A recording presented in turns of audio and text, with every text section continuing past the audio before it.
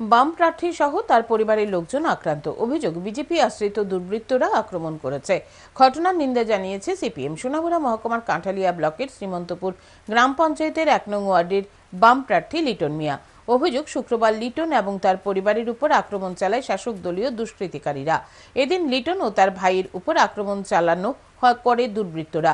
ফলে সেই মুহূর্তে তাদের চিৎকারে ছুটে আসে তার বাড়ির লোকজন। প্রার্থীকে বাঁচাতে গিয়ে আহত হন তার কাকিমা সহ তার পরিবারের সদস্যরা।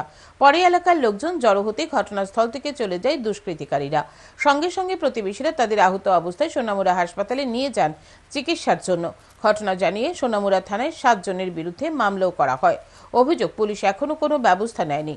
শনিবার সিপিএম মহকুমা অফিসে সাংবাদিকদের সামনে সম্পূর্ণ বিষয়টি তুলে ধরেন আহত সিপিএম প্রার্থী লিটন মিয়া। সাংবাদিক সম্মেলনে উপস্থিত ছিলেন বিধায়ক শ্যামল চক্রবর্তী সহ অন্যান্যরা।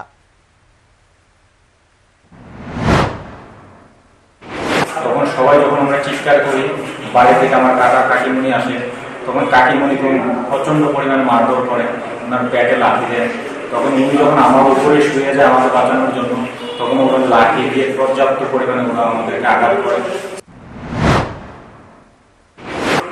তারা বুঝতে পারছে যে হয়তো বা আসামিটা হাতছাড়া হয়ে গেছে, এই কারণে তারা অত্যন্ত ক্ষিপ্ত হয়েছে। ক্ষিপ্ত হয়ে ওইখানেই নানা রকম মন্তব্য করেছে।